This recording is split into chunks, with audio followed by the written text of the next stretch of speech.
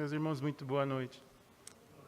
Uma grande alegria poder estar aqui na comunidade espírita Caibar Chútil e mais ainda por poder falar em nome da doutrina espírita, né? Já que traz naturalmente muitas lembranças do período da juventude espírita aqui na casa, estudando o espiritismo e iniciando também as atividades de palestra pública aqui mesmo nesse auditório, né? Mas, naturalmente, que o tema psicologia espírita é um tema que nos traz, né, da série psicológica Joana de Ângeles, porque essa mentora espiritual, ela se dedica a apresentar-nos a estrutura do nosso psiquismo, facilitando-nos o entendimento, né, da nossa estrutura psíquica para o nosso próprio progresso espiritual. Então, de particular, naturalmente que tenho me dedicado à leitura da série psicológica Joana de Ângeles, né? E naturalmente que é encantador, sobretudo quando a gente tem um gosto pela psicologia. E aí fica mais fácil a compreensão e a assimilação. Então hoje eu vou apresentar um aspecto que é relacionado ao autoconhecimento e que é essencial para o nosso progresso espiritual, conhecer-se a si mesmo. Então, se essa palestra pudesse ter outro nome, é Conhece-te a ti mesmo, conhecendo as nossas potencialidades e também as nossas imperfeições como espíritos na escala do progresso, né? Naturalmente que a mentora espiritual Joana de Ângeles, ela faz um paralelo com a psicologia analítica, né, que tem como referencial principal nas suas obras o psicólogo suíço Carl Gustav Jung.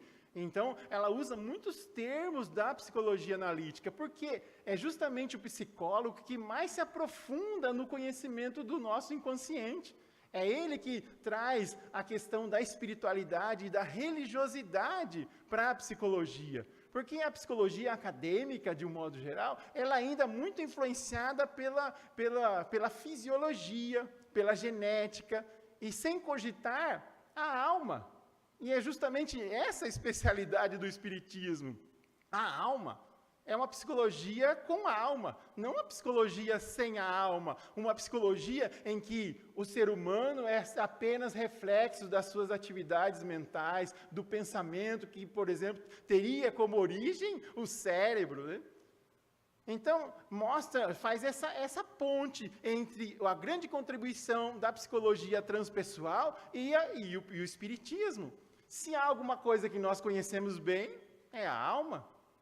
E aí, nós podemos, então, utilizar desse conhecimento que a psicologia traz para o nosso próprio entendimento da nossa natureza e como se dá o nosso progresso.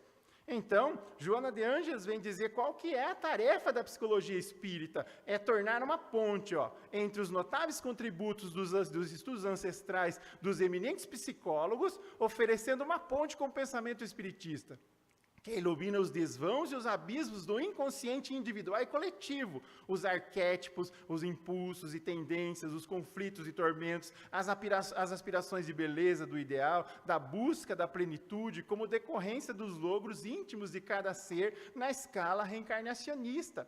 Ou seja, a psicologia espírita vem fazer uma ligação com essa contribuição do que Joana de Ângeles destaca como a psicologia transpessoal. A contribuição de Jung, a contribuição de Stanislav Grof e outros, né, psicólogos americanos, né, Maslow, William James, que vieram contribuir para o progresso dessa quarta força na psicologia, que é chamada a psicologia transpessoal. Então, é um elo entre a psicologia, a grande contribuição que esses psicólogos fizeram com o que o espiritismo tem a oferecer, porque mostra exatamente como se dá o progresso evolutivo, que a psicologia analítica vai desvendar que boa parte das nossas atividades são inconscientes, não são conscientes, né? De tal forma que o psicólogo Jung apresenta uma estrutura onde boa parte daquilo que nós conhecemos é apenas o consciente, e o centro da consciência é o ego. Daquilo, por exemplo, o que estrutura a nossa personalidade é o ego. Ou seja, é uma estrutura psíquica que nos dá a continuidade da personalidade. Se alguém perguntar assim para nós, quem é você? Quem é você? Como nós respondemos essa pergunta? Nós vamos dizer o nome, quando nascemos, a nossa família, o que fazemos, o que gostamos. E isso é relacionado com a personalidade que nós temos hoje, é relacionado ao ego, né? Então, é o centro da consciência que recebe essa designação, que é o ego. Tudo que torna consciente passa por essa estrutura psíquica, o ego. Então, é o que dá continuidade para a nossa personalidade. Ou seja, nós só podemos ter uma continuidade da personalidade se nós lembrarmos o que fizemos ontem para poder planejar o que vamos fazer amanhã. E isso é estruturado pelo ego. E é o centro da consciência. Então, no centro da consciência, que é uma mínima parte da nossa estrutura psíquica, né, representado, por exemplo, pelo iceberg, lembra da representação do iceberg? Onde uma pequena parte, né, está acima do nível da água e a maior parte está submersa. Então, a maior parte da nossa estrutura psíquica é inconsciente. E no inconsciente, tem o inconsciente pessoal e o inconsciente chamado coletivo. O inconsciente pessoal é o que está mais próximo da consciência, está mais próximo do ego. Ou seja, é aquilo que nós vivemos, por exemplo, nesta encarnação e nas encarnações mais próximas. Então, quantas coisas nós já vivemos e já experimentamos e não estamos lembrando mais? Alguém se lembra como é que foi o que comeu ontem no almoço? Lembra-se de tudo que fizeram ontem? Desde o momento que acordaram? Quanta coisa esteve consciente, mas nós não lembramos mais. Porque nós já não temos mais o foco de atenção naquilo. E isso tudo não deixou de existir. Pensamentos, emoções, sentimentos, experiências desde a infância dessa encarnação, já não estão mais no consciente, estão no inconsciente. E no inconsciente ainda tem toda a nossa história como espíritos, das encarnações anteriores, desde do processo de início do processo evolutivo, como princípios inteligentes. Quando vamos adquirir a consciência, lá tem toda a nossa história, que está no inconsciente. Por isso que a grande contribuição desse psicólogo, porque ele diz do chamado inconsciente coletivo. E o que tem no inconsciente coletivo?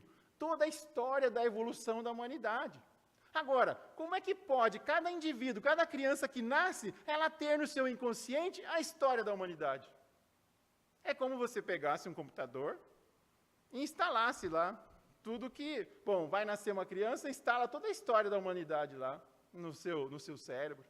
Ora, aí o Espiritismo vem explicar, como é que o indivíduo traz no seu inconsciente toda a história evolutiva da humanidade? Naturalmente, porque nós já vivemos tudo isso. Porque nós já passamos por todas essas experiências reencarnadas. Todos nós temos uma trajetória evolutiva semelhante a princípio da criação como espíritos simples e ignorantes. Então, todos nós temos uma trajetória em comum. Por isso que nós trazemos no inconsciente toda a nossa história. Desde o homem primitivo, desde o homem das cavernas, nós trazemos isso no nosso inconsciente na forma de símbolos, ou que Jung chamou de arquétipos. Mas o que eu quero chamar a atenção é que no consciente tem algo chamado persona, e no inconsciente tem algo chamado sombra. Mas vamos ver o que são esses dois elementos, a persona e a sombra. A persona, então temos duas dimensões, o eu, que eu reconheço, aceito, admiro e mostro a todos, e um não eu, uma parte que eu não aceito, recrimino, julgo, condeno e escondo de todos. A persona era como uma máscara que se utilizava no passado, na antiguidade, para o ator compor o seu personagem. Então, persona é como uma máscara. É aquilo que nós mostramos para os outros. E a sombra, o que é? Então, a sombra é aquilo que eu recrimino, aquilo que eu não mostro, aquilo que eu escondo. Isso está no inconsciente. Gradualmente vai compondo o inconsciente aquilo que nós vivemos e aquilo que nós, por exemplo, recriminamos. Porque respondamos a seguinte pergunta: nós falamos tudo o que pensamos? Nós fazemos tudo o que queremos? Nós vivemos tudo o que nós gostaríamos de viver? Nós exercitamos todos os potenciais que nós temos? Quantas coisas que nós escolhemos e outras que deixamos de escolher? Ou seja, na sombra, no inconsciente, não tem só o que vivemos, mas também a vida não vivida. Quantas pessoas têm inúmeros talentos, mas não exercitam? E naturalmente, que isso também fica arquivado na nossa... Ou seja, há não só o vivido, mas também o fruto daquilo que nós não escolhemos, faz parte da nossa sombra. Só que, ou seja, estão nos arquivos do nosso inconsciente a nossa história. Mas esse lado escuro da nossa personalidade é aquilo que nós não mostramos. São as nossas imperfeições como espíritos, né? Então, a persona é a pessoa que passamos a ser resultado do processo de aculturação, educação, adaptação ao meio físico e social. Ou seja, quando nós nascemos, nós passamos a nos comportar de uma determinada maneira, de acordo com o que os nossos pais recomendam, de acordo com o que é aceitável pela sociedade. Então, é um processo, por exemplo, de acordo com valores religiosos que nós vamos recebendo e assimilando. Então, nós vamos passando por um processo de aculturação, porque se o indivíduo não se adequa à sociedade, é dito como um desajustado. E, consequentemente, nós, então, vamos passando a assimilar esse processo de cultura e mostrarmos esse lado. Só que também temos outras coisas que não são propriamente coerentes, harmônicas com aquilo que nós mostramos para a sociedade, né?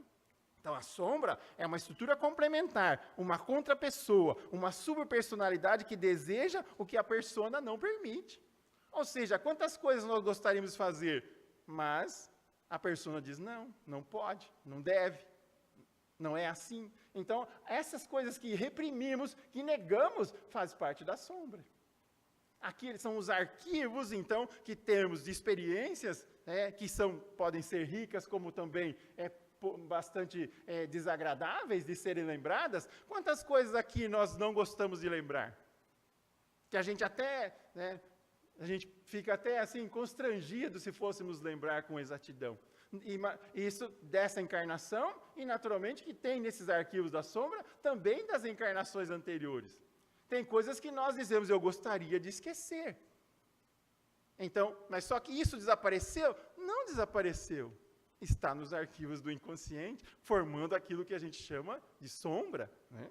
Então, de um modo geral, tem aquilo que a gente nega ou reprime, mas que existe. Impulsos inconscientes que geralmente o que acontece? Ditam o nosso comportamento. Nosso comportamento geralmente é ditado pelo inconsciente, não pelo consciente. Ações, de um modo geral, as nossas reações são inconscientes. Vamos adiante. Sombra, então, é caracterizada pelos traços que são incompatíveis com os desejos do ego consciente. Quanto maior for a criação e a manutenção de status, de imagem do indivíduo a seu respeito, para ser aceito, amado, maior será a sua consequência, ou seja, maior a sua sombra. Ou dito de outra forma, o lado sombrio será diametralmente oposto à sua tolerância aos aspectos avaliados como primitivos, inadequados e impuros. Então, vejam, é caracterizada por aquilo que nós negamos, repudiamos, com relação a determinados comportamentos, determinadas condutas sociais, religião, que nós vamos, então, reprimindo, mas isso não desaparece, vai constituindo a sombra. E quanto mais, por exemplo, há uma desarmonia entre o interior e o exterior, maior o conflito. Ou seja, aquilo que nós somos e aquilo que nós mostramos, quanto maior conflitivo mais desarmonia mais difícil as relações com os outros. As pessoas, por exemplo, podem não confiar em nós, porque ele fala uma coisa e faz outra. Por exemplo, as pessoas próximas nos conhecem bem, né? Por exemplo, a gente, quando conhece as pessoas, a gente não diz assim, olha, eu sou meio ranzinza, hein? Eu sou chato, né? Não, nós mostramos um lado bonito, nós mostramos o lado atencioso, generoso, atencioso. Nós somos gentis, mas não necessariamente somos assim sempre. Por exemplo, as pessoas que convivem conosco sabem como nós somos, não é? Então, aos poucos, nós vamos nos dando a conhecer. As pessoas próximas conhecem aspectos que muitas vezes nós mesmos não conhecemos, características da personalidade que nós ignoramos. Porque não nos demos, talvez, o trabalho e a atenção de voltarmos para nós mesmos e indagarmos sobre a nossa natureza, sobre as nossas emoções, os nossos sentimentos, os nossos gostos, os nossos desejos, né? Então, a sombra, diz Jung, personifica que o indivíduo recusa reconhecer ou admitir, que, no entanto, sempre se impõe a ele. direta ou indiretamente, tais como os traços inferiores do seu caráter ou outras tendências incompatíveis. É aquela personalidade oculta, recalcada, frequentemente inferior, que em geral tem um valor afetivo negativo. Então, é aquilo que a gente reprime, que a gente nega, ou que muitas vezes se projeta nos outros, né? Essas são as reações naturais quando a gente se depara com a sombra. Negar, reprimir ou projetar. Então, de um modo geral, a gente diz, eu não tenho raiva, estou negando. Né? Negar que tenho esse sentimento. Né? Então, ou reprimir, né? A todo custo reprimir aquele sentimento. E não, ao invés de reconhecê-lo e buscar trabalhar que existe esse sentimento negativo, para que possa tornar-se conhecido e disciplinado, então é melhor negar, ou então dizer, a culpa não é minha. Eu sinto raiva por causa dele, ou por causa dela, ou por causa dessa situação. Né? Então, é normalmente um lado negativo da personalidade, só que qual é o problema disso? Quanto mais você nega, quanto mais você se esforça para esconder, mais força ela ganha. Porque é um lado que quer mostrar-nos a realidade. E de algum momento isso aparece. A sombra se revela. Então, algo essencial, né, como diz Joana de Anjos, é inevitável o encontro com a nossa própria sombra. Ou seja, encontrarmos-nos conosco mesmo, com a nossa natureza, com as nossas virtudes e os nossos defeitos. Né? Infelizmente, não se pode negar que o homem, como um todo, é menos bom do que ele imagina, ou gostaria de ser. Todo indivíduo é acompanhado por uma sombra, e quanto menos ela estiver incorporada à vida consciente, tanto mais escura e espessa ela se tornará. Então, vejam, todos nós temos uma sombra, não é preciso ter vergonha disso. Porque todos nós, se nós negarmos a sombra, negamos a nossa essência, a nossa história espiritual. Assim como nós temos uma persona, ou máscaras. Porque isso é necessário para a convivência social.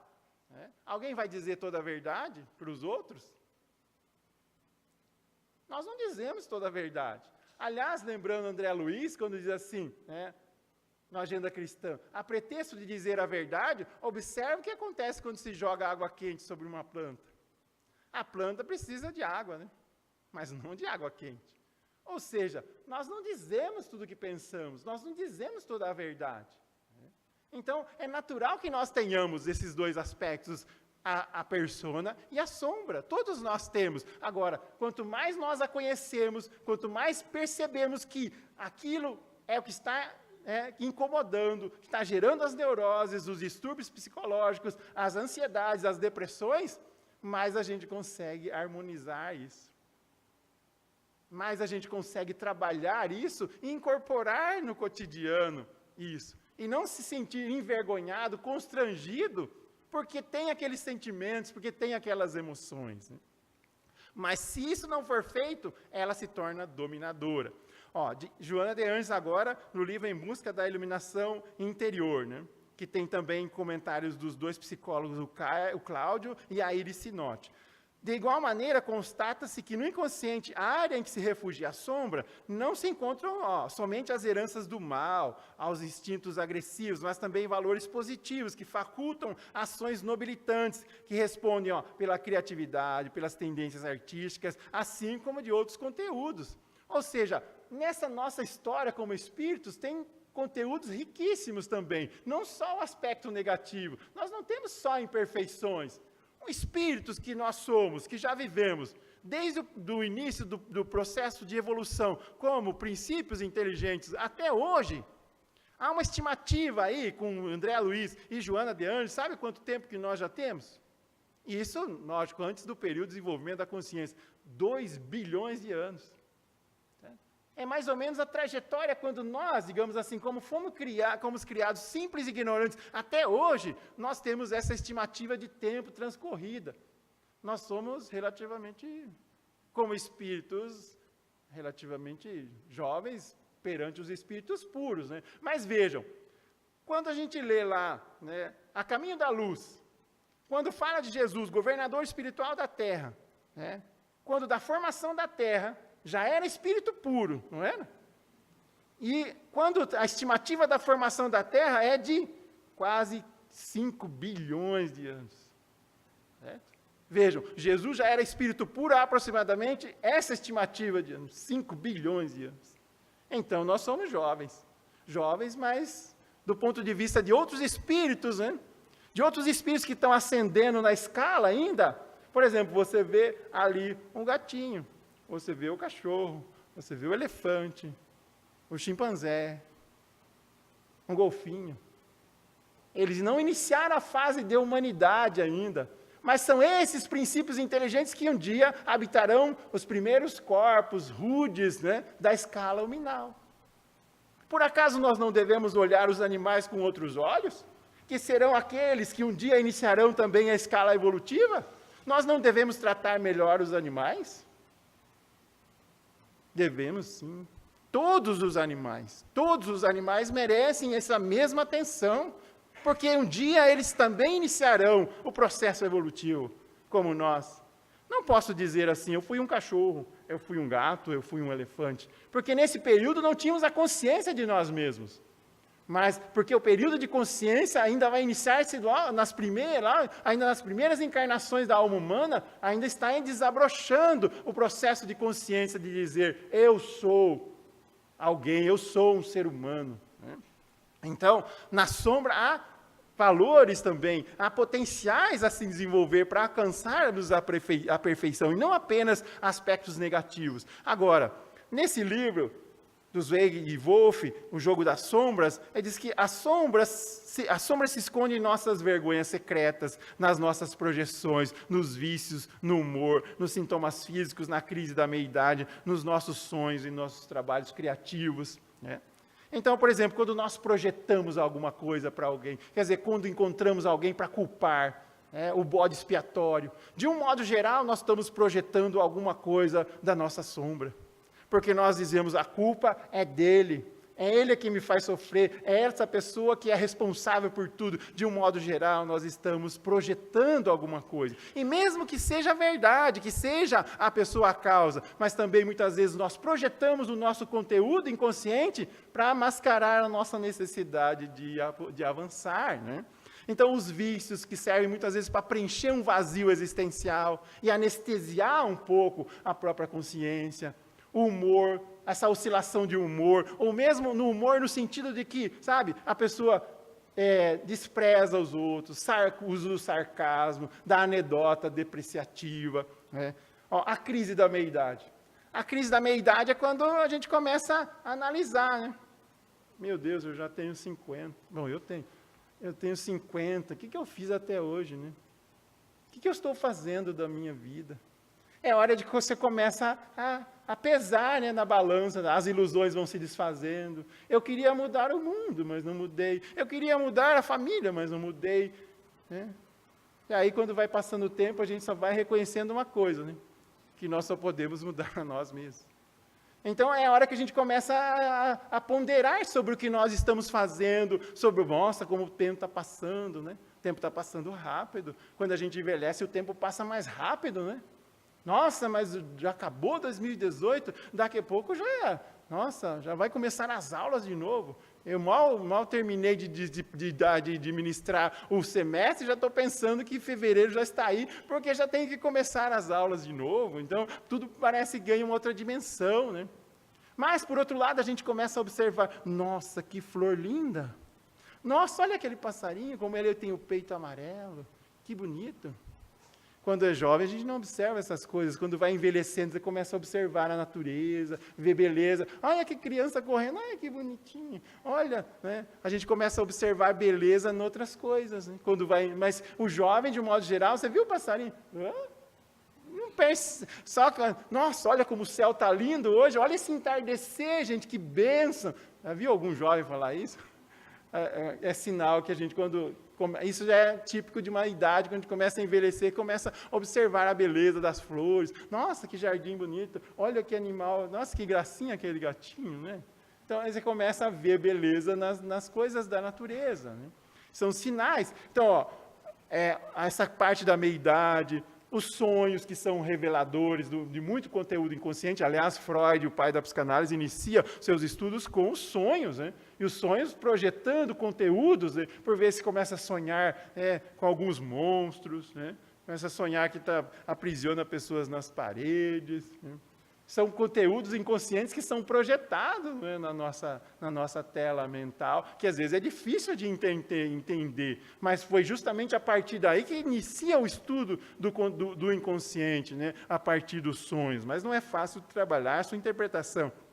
E os trabalhos criativos, quando, por exemplo, os trabalhos artísticos, eles liberam um pouco do controle consciente, aí umas imagens, conteúdos do inconsciente vêm à tona quando se faz trabalhos artísticos, né? Porque rompe um pouco o controle consciente, e são modos da arte, da música, da pintura, romper esse controle consciente, e aí afloram, né, conteúdos, né, diversos que estavam lá armazenados. Aqui nas obras literárias, né, como O Médico e o Monstro, o Retrato de Dorian Gray, dois clássicos da literatura, O Médico e o Monstro, é muito interessante por esse aspecto, né? Onde mostra o médico, né? Hoje em dia se usa aquele termo da spoiler, né? Não vai te contar tudo. Então, dizer o que tem o livro, ou dizer que tem um filme, não vai dar spoiler, né? Que é um termo que o pessoal mais jovem usa. Então, assim, não vou dar spoiler aqui, mas vou dizer que apesar que são livros muito tradicionais, muito clássicos, né? Por exemplo, um médico que, né, estudando a natureza humana, acaba, né, desenvolvendo uma poção, né? Uma poção onde que ele acaba dissociando o lado do médico bom, generoso, né, educado, gentil, para o outro personagem, né? Onde ele acaba até gostando, porque é um outro indivíduo, rude, grosseiro, que chega a cometer até alguns crimes. Mas ele perde o controle de dizer, agora eu sou o médico, agora eu sou, né, aquele que se chama do monstro, né? Então, ali representa bem essa dissociação daquele lado, né, daquele lado ainda que tem de imperfeições, de tendências infelizes, que vem à tona a partir desse processo de dissociação da personalidade. Retratos de Dorian Gray também é mais ou menos assim, onde o jovem, né, bonito, e quando toma consciência da sua beleza, antes ele tinha um retrato que foi pintado por um amigo, só que ele faz uma espécie de pacto, né, onde as suas ações, os seus excessos, não se retratariam nele, como no seu corpo, mas no retrato. Quando então ele vai cometendo uma série de atos, desequilíbrios, o que vai se modificando? O que vai ficando feio? O retrato. Né? Então, aquilo vai se retratando, né, na imagem que havia sido pintada. São dois clássicos da literatura, né, que trazem esse aspecto do lado. Isso se dá nos contos infantis. Diversos contos infantis também têm esse lado. Por exemplo, o herói, né, e o vilão. Né? Mas todos têm o aspecto... Porque o que seria do herói sem o vilão? Né? Então, as histórias infantis estão repletas dessas representações do lado sombra. Né? Agora, aqui dois exemplos, né? Vamos a recorrer, quando Paulo de Tarso também fala sobre o seu lado, né, lado sombra da sua personalidade, nessa famosa citação aos Romanos, pois não faço o bem que quero, mas o mal que não quero, esse pratico. Mas se eu faço aquilo que não quero, olha que estranho, já não sou eu que faço, mas sim o pecado que em mim habita. Ele quer fazer o bem, mas esse bem não faz, mas o mal que ele não quer, ele faz. Ele diz assim, mas se faço o mal, já não sou eu que faço, mas o mal que habita em mim. Ou seja, ainda que ele se expressasse como uma herança, no entendimento da época, né, como o pecado, como uma herança, mas ele está falando do quê? Da sua sombra, das imperfeições que está nele, o mal que habita em mim, que ele traz consigo. Mas, como diz Joana de Anjos, mesmo reconhecendo isso, essa tendência que tinha, ele luta para vencer. Ele luta para vencer o mal que desejava fazer, mas se esforça naturalmente para vencer o mal e praticar o bem. Daí o mérito, né? Quando ele reconhece a sua sombra e luta contra ela. Esse outro personagem também, que aliás é um referencial no Livro dos Espíritos, né? Agostinho, quando ele diz assim, quando era jovem, dizia, mas eu, adolescente desventurado em extremo, tinha chegado a pedir-te a castidade, dizendo, dai-me a castidade e a continência, mas não agora. Ou seja, ele pedia a continência e a castidade, mas não quando era jovem. Então, e ele se torna um virtuoso bispo, chamado virtuoso bispo de Hipona, e quem responde à questão 919 do Livro dos Espíritos? Santo Agostinho. O que Allan Kardec pergunta aos Espíritos na questão 919? Meu pai ia lembrar de cabeça, ele tem 89, hein? Seu Zé lembra. Qual o meio prático mais eficaz, né, para melhorar-se durante esta vida e evitar os arrastamentos do mal? Um sábio da antiguidade já vos disse, conhece-te a ti mesmo. Aí Allan Kardec diz assim, apreciamos a sabedoria dessa máxima, entretanto a dificuldade está em conhecer a si mesmo, como fazer? Aí então ele responde, fazer como eu fazia, né, durante a minha última encarnação terrena, referindo-se a esse processo de autoconhecimento, né, que é uma resposta belíssima, que serve como roteiro, que a gente poderia ler ali sempre, né, ter a resposta dessa questão 919, a orientação de Agostinho para o autoconhecimento, não preciso necessariamente estudar toda a série psicológica Joana de Anjos. Se a gente se ater a essa resposta de Agostinho, a gente vai conseguir evoluir bastante, porque ele faz uma série de indagações que devemos fazer, passar em revista as nossas ações diárias. Recomenda que nós perguntemos se fizemos o bem, se perdemos uma oportunidade de ser útil, se fizemos todo o bem se podia, se fizemos algo contra nós, contra o próximo ou contra Deus. As respostas serão, então, um alívio para a consciência ou indicações de tendências que precisam ser corrigidas, né? E aí segue a sua resposta, mas é uma indicação, né, do todo o trabalho, todo o exercício que ele fez de autoconhecimento e aprimoramento quando experimenta essas experiências. Joana de Anjos vai comentar de outros personagens também que lutaram muito para poder vencer essas tendências, né?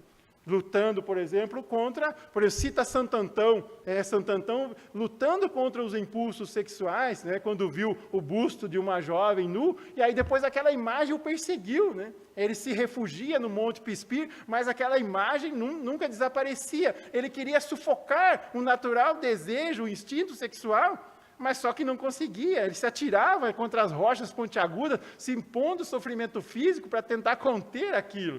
Mas ele não conseguia dominar aquilo, porque negar aquilo, reprimir a todo custo, né? Quantos indivíduos que tentam reprimir o impulso sexual, né, que era mais comum no passado, buscar instituições religiosas, né? Buscar instituições religiosas porque viam o impulso sexual como algo sujo, pecaminoso. E aí o que acontece? Reprimindo, o que acontece? Muitos deles cometeram atos piores do que aqueles que desejavam negar. Não vemos aí uma série de relatos de abusos sexuais cometidos por religiosos? Ou seja, na ânsia de reprimir e negar o impulso, cometem algo pior do que aquilo que negavam em si mesmos, né? Então ela cita como exemplo Santo Antão. As experiências não vivenciadas, as circunstâncias ainda não conhecidas, constituem a sombra que se pode apresentar também, do nosso ponto de vista, como insucessos, os abusos, os desgastes que se entregou, fazendo a densa, porque necessita diluir-se através de outras atitudes compatíveis com as conquistas da inteligência e do sentimento. Então, essas frustrações, esses excessos, abusos contra nós mesmos, desgastes, e os distúrbios psicológicos e físicos, né, das nossas, quantas criações mentais acabam por influenciar o nosso corpo, né? Diariamente, repetidamente, essas emoções desgovernadas vão minando todo o equilíbrio físico, né? Ficamos exauridos fluidicamente e depois o corpo mostra isso, né? O nosso corpo é um reflexo da nossa condição. E aí começam a aparecer uma série de enfermidades mais ou menos graves, né? De origem difícil às vezes de identificar. Mas vejam, uma mente, né, perturbada, repetindo, por exemplo, sentimentos de raiva, rancor, ressentimento, né? E ali vai minando todo o equilíbrio físico, alterando a organização celular, a manifestar-se às vezes por um câncer, por algo assim, por uma diabetes, uma pressão arterial elevada, né? Então, a nossa criação, as nossas emoções desgovernadas vão influenciando no nosso organismo, de tal forma que nós vamos, né, também prejudicando a nossa organização física. E não só a organização estrutural, no perispírito, que vai naturalmente refletir no corpo. Porque o corpo, no fundo, é como um exaustor, né? É para onde drena toda os desequilíbrios espirituais, as emoções desgovernadas, qualquer que sejam elas, vão refletir no corpo. Ai, doutor, eu estou com coceira. Outra hora está com um problema no fígado, outra hora está com um problema nisso aqui. Aparece problema daqui e aparece problema de lá. Agora é na articulação, agora é em outro lugar. É uma dor que vem e depois some. E assim vai. Agora eu estou com uma micose, aí eu trato a micose, aparece outro. E assim vai. Parece encanamento furado, né? Já viu encanamento furado? Você já está velho, vou amarrar uma sacolinha plástica. A gente gosta de amarrar uma sacolinha plástica na torneira para ver se para de pingar. Mas não resolve. O encanador sabe que vai ter que trocar. Então, é assim, o problema, se não aparece aqui, aparece lá. Você trata aqui, vai drenar em algum lugar, algum equilíbrio. Rompido o equilíbrio espiritual, nessa harmonia espírito-corpo físico, o corpo mostra. Né? E assim vai. As emoções desgovernadas vão ser drenadas em algum ponto, quer seja problemas...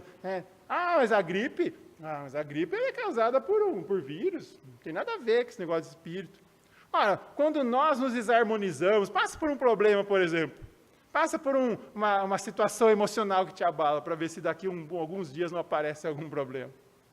Por quê? Aquele abatimento, perdeu o emprego, ou teve um problema conjugal, qualquer coisa assim que abala, aí logo alguma coisa vai aparecer, onde vai drenar essas emoções em algum problema fisiológico, porque você fragiliza as forças de defesa a partir da fragilidade do espírito, com relação a essa interação corpo-espírito.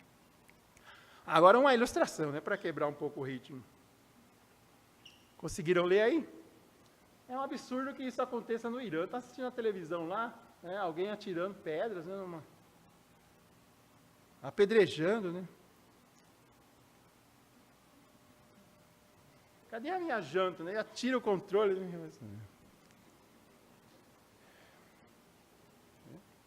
Porque é fácil a gente reconhecer a imperfeição no outro, mas aquela que nós temos é difícil. Essa é difícil. Onde está aquele galanteador que abria a porta do carro e trazia flores, que ia todo final de semana lá em casa, levar, almoçava, era gentil com os pais. E aos poucos foi se revelando. Passado o tempo, é uma pessoa agressiva, revoltada, que ameaça, que bate. E ainda, realmente, isso é feio, realmente vê... Todo dia feminicídio, todo dia. Todo dia. Tem 2, 3 casos, em qualquer jornal que você vê, tem feminicídio. Então a gente vê, aí você assim, mas ainda às vezes a gente se depara com a mulher perguntando assim, que foi que eu fiz? O que foi que eu fiz para que você agisse dessa forma? Colocando a culpa nela mesma. É a vítima ainda se colocando numa condição de ser ainda agredida. Física e psicologicamente ainda acha que é ela que fez alguma coisa. E aí o indivíduo diz assim, esse não sou eu. As pessoas que me conhecem sabem que não sou assim. Eu não sou assim. Por quê? Num momento de irritação, num momento de emoção desgovernada, aquilo vem à tona. E as pessoas, algumas vezes a gente casa dizendo assim, dentro de mim mora uma pessoa má. É a sombra que ela não conhece. Ou mesmo as pessoas, eu sabia, porque aquela pessoa tinha alguma coisa de ruim dentro dela. É a sombra que é desconhecida. O indivíduo diz, eu não sou assim. Ele nega porque ele acha, nossa, eu não sabia que eu era desse jeito. Aí a pessoa nega a todo custo, diz, não, as pessoas que me conhecem sabem que eu não sou assim, porque ela reprime aquilo, mas naquele momento de um rompante, de um momento de emoção forte, aquilo vem à tona e mostra a emoção original, é aquilo que tem dentro dela. Exterioriza, mostrando que aquelas imperfeições, a sombra, vem à tona nesses momentos. Quantas vezes nós fazemos alguma coisa num momento de grande agitação, emoção, e aí depois a gente se arrepende? Porque veio a emoção, a sombra se projetou, perdeu o controle consciente e ela veio à tona, mostrando a nossa verdadeira, uma realidade que, por vezes, muitas vezes a gente desconhece. O indivíduo diz assim, se eu for assaltado, eu entrego tudo. Eu entrego a bolsa, entrego a chave. Eu não faço nada. Aí, de repente, o indivíduo é assaltado, ele parte para cima do ladrão, quer tirar a arma dele e entra em luta corporal. Nossa, mas você não falou que se fosse assaltado ia entregar tudo?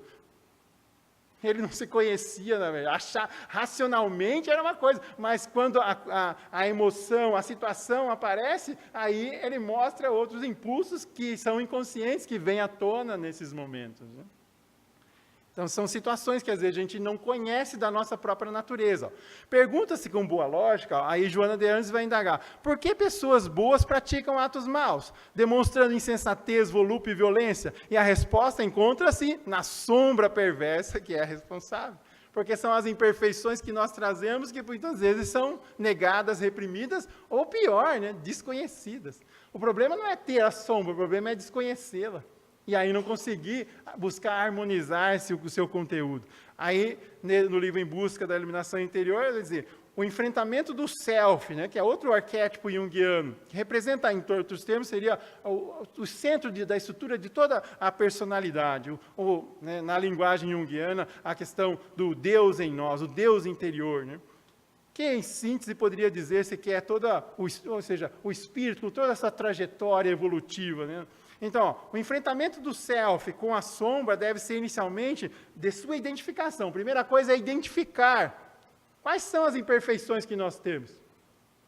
Primeira coisa é identificar, para depois a gente passar por um processo de diluição, que ela chama, um processo onde vamos harmonizar e começar a trabalhar disciplinadamente esse conteúdo sombrio da nossa personalidade. O encontro consigo mesmo, vai dizer Jung, consigo mesmo pertence às coisas mais desagradáveis que evitamos enquanto pudermos projetar o negativo à nossa volta. Então vamos evitando, vamos protelando. E o que a gente faz de um modo geral? Mudanças superficiais, mudanças de comportamento que são expressivas, acabamos não fazendo. Fazemos mudanças que são... não são mudanças expressivas do ponto de vista da elevação espiritual, do progresso, da finalidade da encarnação. Fazemos algumas mudanças assim muito, muito tênues para aquilo que é o propósito da reencarnação. Mas é desagradável. Absolutamente. Por isso que é tão comum negar, reprimir ou projetar. Porque é algo desagradável. Como assim eu não sou uma boa pessoa? Como assim não sou? É que talvez a gente desconheça, ou como espíritos também temos aspectos de atitudes dessa, de outras encarnações, que nós trazemos, que não são harmônicas ainda com as leis divinas. E que muitas vezes nós ainda não temos a plena consciência delas. Aí mais um quadrinho sobre projeção, né, que é esse ato de buscar transferir para os outros a responsabilidade. Né? O rótulo mostra os ingredientes de um produto. Já quem põe rótulos nas pessoas, mostra os ingredientes de si mesmo. Quando nós rotulamos os outros, dizemos, esse fulano é assim, tal pessoa é desse jeito. Muitas vezes nós estamos projetando conteúdos do nosso inconsciente. De um modo geral, pessoas que a gente não gosta. Pessoas que a gente não gosta. Com pessoas com quem a gente tem muita dificuldade de conviver, de um modo geral, ela tem coisas que a gente também tem. E aí a gente não diz assim, eu não se bica. Porque ela me mostra como eu sou. Eu não gosto dela, porque ela tem coisas que eu tenho. Então, de um modo geral, muitas vezes se serve como um espelho para nós, mostrando aquilo que nós somos. Então, essas pessoas que não gostam de nós, elas são boas para mostrar a nossa realidade. Como diz Agostinho, nós temos que ouvir os amigos, né? Mas não desprezar a opinião dos inimigos. Porque eles não vão atenuar. Não tem porquê desculpas. A mãe, o pai, o irmão, as pessoas amigas, mas você tem razão. Pessoa que não gosta da gente, ela vai dizer na lata, não vai poupar-nos, né? E, de um modo geral, elas vão dizer coisas, às vezes, algumas realidades da nossa natureza que as outras pessoas vão atenuar. Por isso, nós não podemos negligenciar a opinião das pessoas que não gostam de nós, porque boa parte daquilo que nós temos, elas revelam, né? E, de um modo geral, dessas pessoas que a gente tem dificuldade de conviver, porque tem alguma coisa que eu me vejo nela e não gosto. Eu vejo a minha imperfeição nela e não gosto do que eu vejo. Isso é uma forma de... Mas como eu não quero aceitar em mim, os outros é que são desonestos, eu não. Os outros que fazem coisa errada, eu não. Eu sou bom, eu sou reto, sou digno, pessoa, né, exemplar. Os outros não são. Os outros é que são o problema. Na minha família, a gente diz assim, na minha família eu já disse, né? Olha, pedi para a espiritualidade, essa é a última vez que eu venho para ajudar essa gentalha, porque olha, cansei. Já assim, se eles quiserem evoluir, muito bem, porque olha, para mim chega, né? Olha, já é duro carregar essa gente, né? Então, eu já estou me achando, né? Eu estou numa situação melhor, estou achando que já não preciso mais, né? Eles que têm... Eu não tenho sombra, quem tem sombra é a minha sogra. Minha sogra, se ela chegar aqui, ela escurece essa sala. Eu não tenho... esse negócio da sombra, eu já resolvi, a minha sombra já iluminou. Agora, o problema é a sombra, né, dos outros. Infelizmente, a gente tem essa ideia de que a sombra é para os outros e não para nós, né?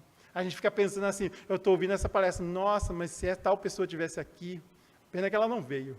Essa palestra era para ela, né?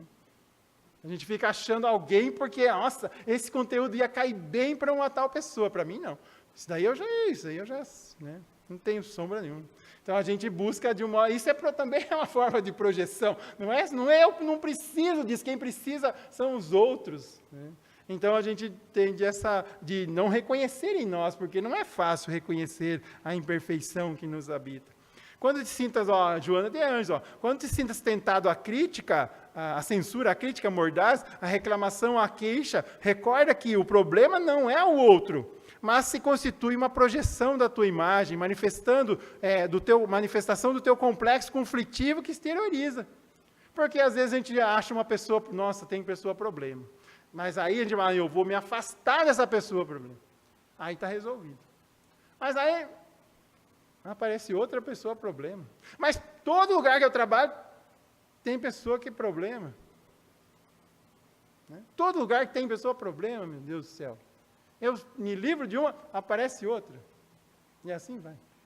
Quando não reconhece que o problema está nela mesma, porque muitas vezes na projeção nós criamos suposições, tal pessoa fez isso por causa disso, não me convidou por causa daquilo, agiu dessa forma, porque as suposições são coisas nossas, são reflexos da nossa natureza de ser. Por isso essa recomendação de nós sejamos prudentes na crítica, né? Não evitemos os excessos, né, os desequilíbrios em função daquilo que os outros fazem.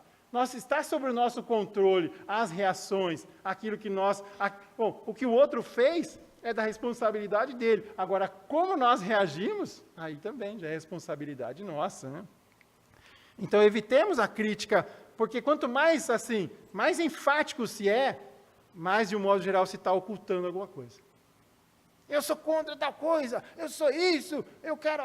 Sabe, quanto mais contundente mais a projeção acontece.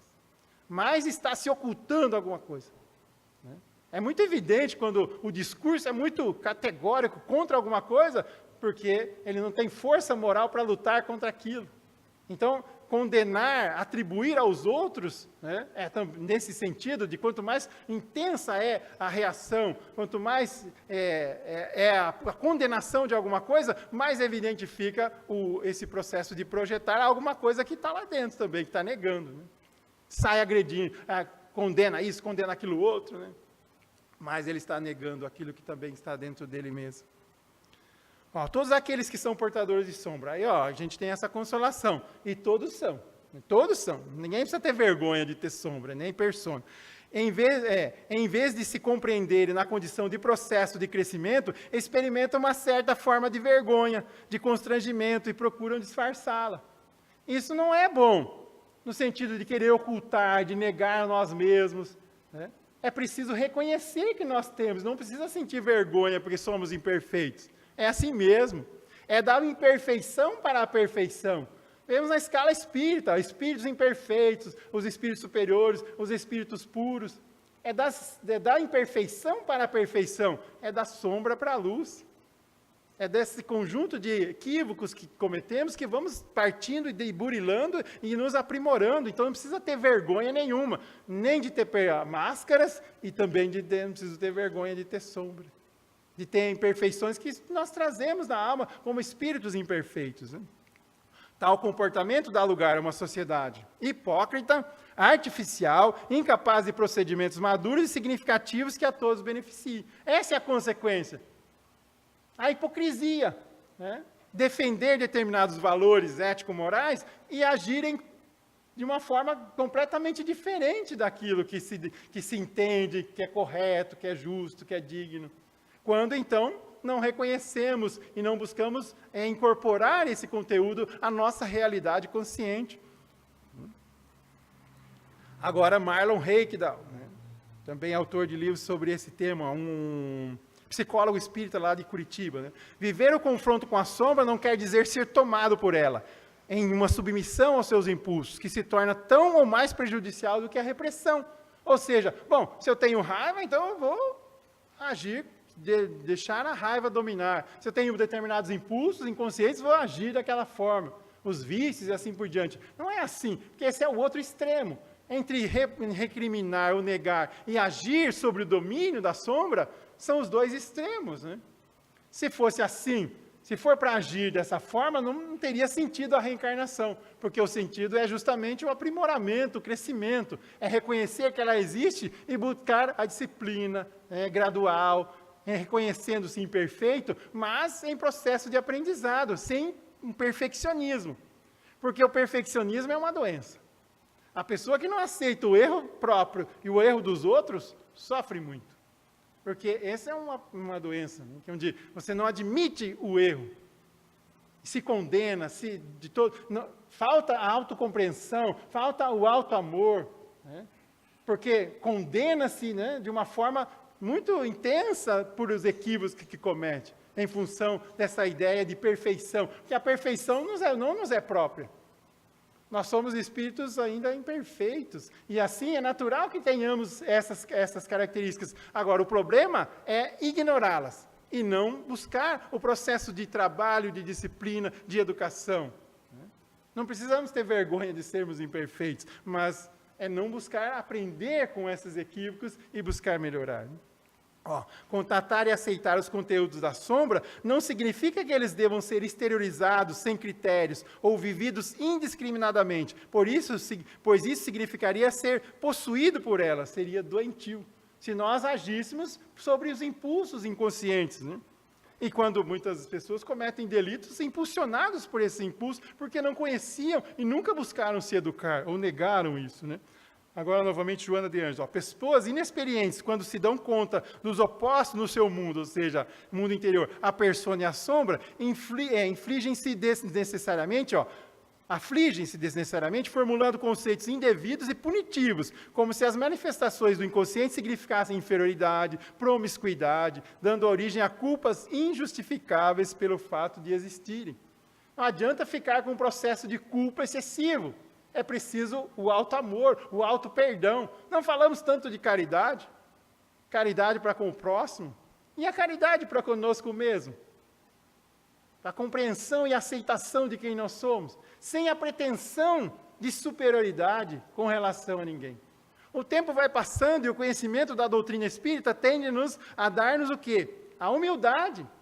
A humildade de reconhecer que nós temos muitos defeitos ainda, e que nós não temos muitas vezes autoridade moral para condenar esse ou aquele, quem quer que seja. Né? Buscarmos o tríplice aspecto da caridade, né? Como está na questão 886 do Livro dos Espíritos. Né? Qual o verdadeiro sentido da caridade, como entendia Jesus? Lembram-se dessa? A benevolência para com todos, a indulgência com as imperfeições alheias e o perdão das ofensas. Então temos também que perdoarmos a nós mesmos, sem entrar em processos de culpa por equívocos que já cometemos, mas também continuar o processo de aprendizado e evolução, buscando o conhecimento, a leitura continuada. Agora, a opinião do psicólogo Cláudio Sinotti, que é um dos que comenta a série psicológica, né, na TV SEI. Toda a série psicológica tem vários vídeos, né, que tem aí no YouTube. Basta digitar lá no Google, série psicológica Joana de Anjos, vai aparecer uma série de vídeos comentados por Cláudio Sinotti e a Iris Sinotti, sua esposa. São os psicólogos baianos. Né? que trabalham esses temas da psicologia, da série psicológica. Ó. O trabalho com a sombra é um exercício de autoaceitação, de resgate com a nossa própria essência. Não devemos ficar presos à culpa ou tentar culpar alguém pelo que não realizamos, mas assim aceitar a tarefa que nos cabe, que é resgatar essas partes que precisam ser aceitas. Nós não somos só a persona, e não somos só sombra, nós somos um ser integral, com várias outras características, né, com vários outros aspectos. Então, nós não temos só imperfeições, temos também virtudes latentes e em processo de evolução. Então, a autoaceitação, aceitarmos tais quais somos, admitindo a nós mesmos a nossa realidade espiritual. Então, a Iris vai falar sobre o auto-amor. Amar a si mesmo é difícil justamente porque precisamos amar tudo, inclusive o que existe dentro de si, a sombra. Dedicar tempo a essa parte também é amor. Dedicar tempo àquilo que nos magoou. Às vezes uma mágoa que vamos levando por longo tempo, e aquilo vai o quê? Só vai nos desequilibrando, né? Só vai nos gerando mais conflitos, neuroses e distúrbios, né? Quantas desarmonias nós carregamos no cotidiano e que minam a nossa saúde física e psicológica, desentendimentos numa fila, né? Reclamações, né? no trabalho, desentendimentos aqui e acolá, buzina no trânsito, o outro que fechou e outro que não fez não sei o quê. Quantos desequilíbrios que vão gerando, né, uma série de situações aflitivas e vão drenando toda a nossa força interior, né, nessa luta de aprimoramento. Então, esse é o domínio da sombra. Agora é preciso esse auto-amor, aceitar-se como nós somos, reconhecendo que nós temos as imperfeições, ainda que isso, entre a autodescobrimento, como Joana de Ângeles nos apresenta, e a autoiluminação, o processo de autodescobrimento é o primeiro passo. Não é porque diz assim, tá bom, você me convenceu, não sabia, mas tenho uma sombra. O fato de reconhecer que tem uma sombra é só o primeiro passo, porque aí é preciso trabalhar para renovar-se, iluminar esse conteúdo sombrio da personalidade. Então não é porque eu tenho consciência da sombra, agora, né, já estou iluminado. Não. É um trabalho árduo e contínuo de disciplina, contínuo de leitura, aprendizado.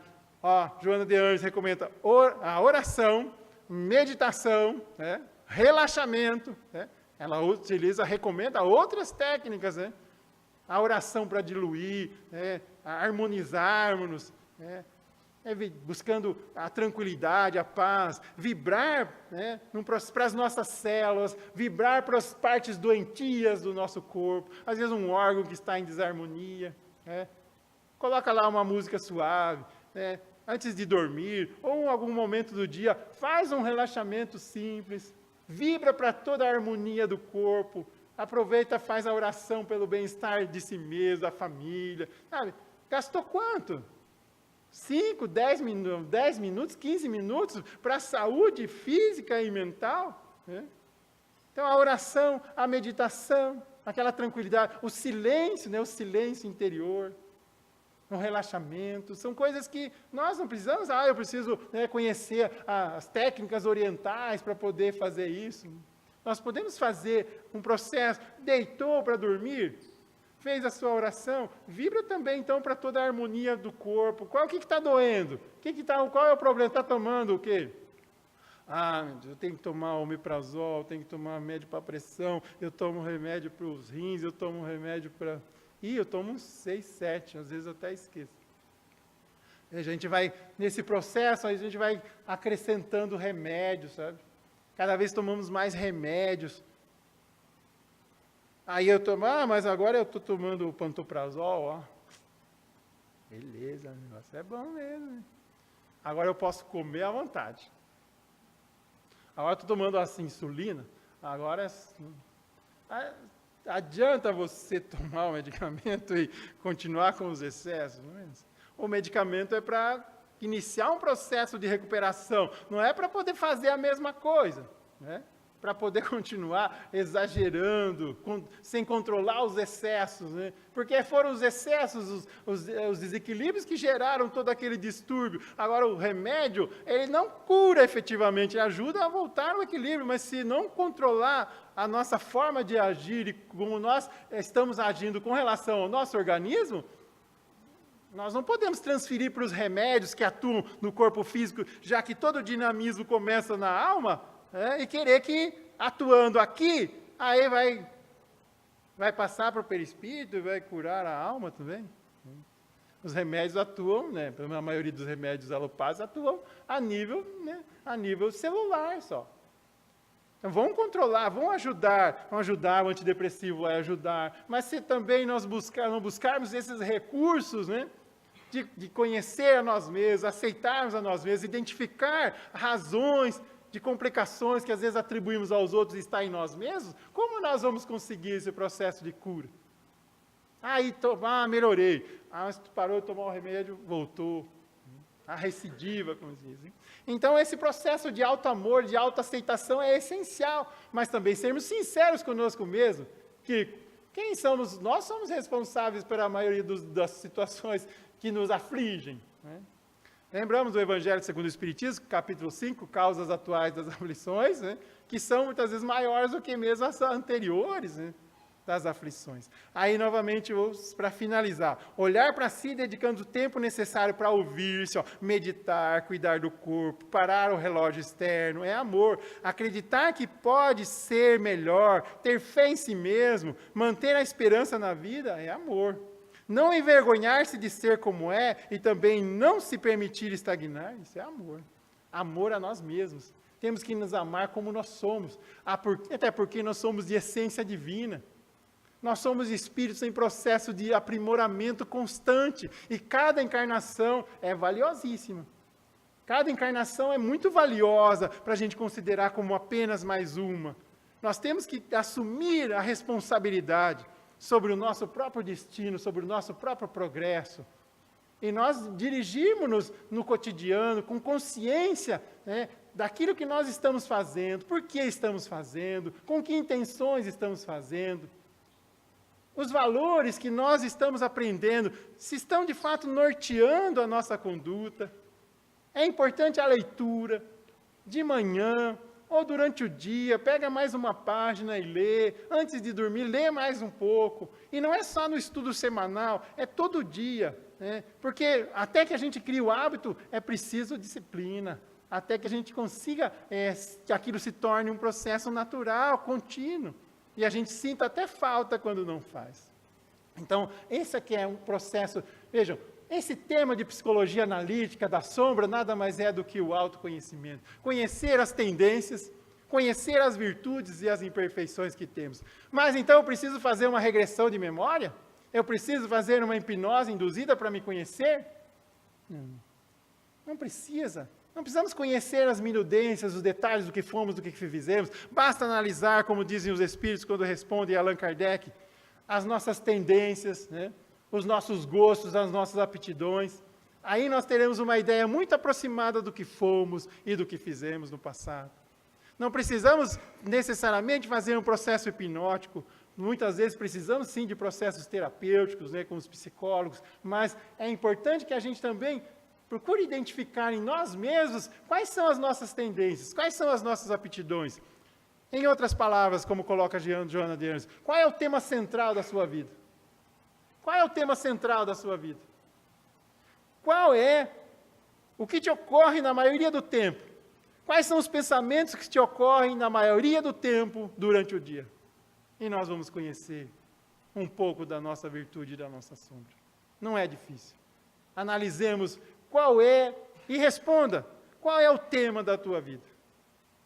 A partir do que ocorre na maior parte do tempo, nas suas intenções, nos seus pensamentos. E aí nós vamos identificar a sombra gritando para nós e requisitando, porque senão, se nós não nos depararmos com essas imperfeições e modificarmos e lutarmos por esse processo de aprimoramento contínuo, aí sim, nós entramos no processo de neurose, desequilíbrios, como vemos tão frequentemente, onde nós temos, né, cada vez mais doenças mentais né, investimentos cada vez maiores no sistema de saúde para tratar doença mental. E não tem mais remédios para a doença mental. A maioria das empresas farmacêuticas começaram a fechar as suas divisões de saúde mental. Mas, porque é difícil encontrar, justamente por isso, porque é um desafio, como tratar doenças mentais com medicamentos, com antidepressivos, com antipsicóticos, com ansiolíticos, quando o problema está no íntimo, né? Como se o problema está na alma, tratar na periferia e não tratar a essência. É essa a grande contribuição da psicologia espírita, mostrar que nós somos espíritos, e nós precisamos entender a nossa essência e trabalharmos isso no sentido natural, contínuo, progressivo, amando a nós mesmos, para que a gente possa também viver com mais harmonia, mesmo tendo a imperfeição, mesmo tendo esse processo de imperfeições, de sombra, aos poucos ela vai se diluindo, a gente perde o medo. Sabe aquele quartinho escuro? Quartinho do fundo que você foi guardando um monte de coisa lá? E que você vai guardando, e um dia aquilo começa a ameaçar a própria, tem lá mofo, tem fungo, tem bolor, tem um monte de sujeira, tem insetos, barata, rato, e aquilo começa a ameaçar a própria harmonia da casa. Então, sabe, tem que perder o medo, abre, deixa entrar luz. Começa esse processo de diluição. Você precisa conhecer aquele quartinho escuro, perder o medo de ir lá, de organizar, de limpar, de trabalhar, integrar aquilo naturalmente. O que precisa, não precisa, o que não precisa, pode doar, e assim por diante. É como essa sombra lá oculta, que amedronta, que eu tenho medo, que provocam sonhos, desequilíbrios, desarmonias, que a gente às vezes não entende, doenças que surgem como a gente, sem saber porquê, ações impulsivas que a gente não sabe de onde vem, e aí a gente nega. Então, esse é nos domínios da sombra, é conhecer a nossa essência espiritual, amarmos a nós mesmos e termos a compreensão de que o progresso é um processo natural que devemos dar continuidade. Chegamos ao final de mais um ano, sempre traçamos objetivos para o ano, um ano seguinte, trazemos planos normalmente a gente traz assim, eu vou fazer atividade física, eu vou aprender uma nova língua, acho que eu vou buscar um novo emprego, eu vou emagrecer, e assim vai. E os planos também para o campo do espírito, e o campo para a evolução, e o campo do aprimoramento, também merece um planejamento. Agradeço a atenção de todos, na expectativa de que aqueles que gostem da literatura, que gostem da psicologia de Andes, da Joana de Andes, é algo encantador, é algo magnífico. A obra de Joana de Andes é, assim, um complemento maravilhoso àquilo que a gente já tem nas obras da codificação. Então, toda a composição da obra de André Luiz e dessa obra psicológica Joana de Andes é realmente maravilhoso e merece estudos. Todas as casas espíritas deveriam ter um estudo da série psicológica Joana de Andes, nesse sentido, de poder a gente adentrar mais profundamente na nossa natureza espiritual. Muito boa noite a todos, muito obrigado e até uma outra oportunidade.